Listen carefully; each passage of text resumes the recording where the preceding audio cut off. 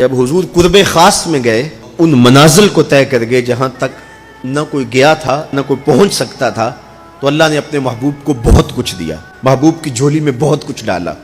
اور ڈال کر کے کہا اے محبوب یہ تو میں نے خود دیا ہے، اب تو اپنی چاہت بھی بتا تیری چاہت کیا ہے۔ یہ مہمان نوازی کے تقاضے ہوتے ہیں نا کہ سب کچھ پیش کرنے کے بعد بھی میزبان کہتا ہے کوئی اور آپ کی کوئی پسند، تو سب کچھ دینے کے باوجود پیارے بتائیے آپ کو کیا دیا جائے۔ اب پھر حضور کی ڈیمانڈ دیکھیے، حضور نے مانگا کیا؟ مال و زر مانگا، دولت مانگی، یہ تو قدموں میں رلتے تھے، حضور آنکھ اٹھا کے نہیں دیکھتے تھے، تو پھر مانگا کہا اے اللہ ساری زندگی میں کہتا رہا کہ تو میرا رب ہے، یہ میں نے غاروں میں بھی کہا، طائف کے بازاروں میں بھی کہا، مکے کی گلیوں میں بھی کہا، برستے پتھروں کے سائے میں بھی کہا، میرے سر انور پہ اوجری ڈالی جاتی رہی، میں نے سر نہیں اٹھایا اور کہا کہ تو میرا رب ہے، ساری زندگی میں نے کہا کہ تو میرا رب ہے، آج تو بھی تو کہہ دے کہ تو میرا بندہ ہے، مجھے عبد کہہ کے پکار دے۔ ملا جیون علیہ رحمہ فرماتے، امام راضی بھی لکھتے ہیں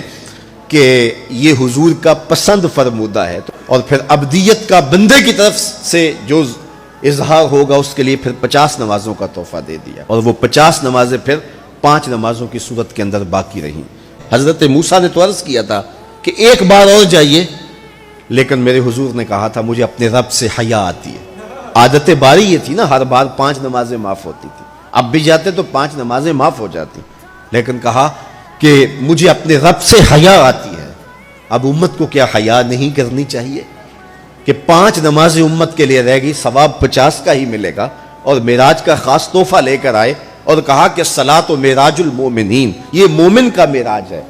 میں تو سر عرش پہنچا ہوں لیکن تمہارا معراج کیا ہے؟ تم سجدے میں سر جھکاؤ، دیکھنا تمہارا مالک تمہیں کتنا قرب دیتا ہے۔ جب کوئی شخص سجدہ ریز ہوتا ہے اس پہ اتنی رحمتیں اترتی ہیں، اگر اسے پتہ چل جائے کہ یہ رحمتیں نازل ہو رہی ہیں وہ سجدے سے ساری نہ اٹھائے۔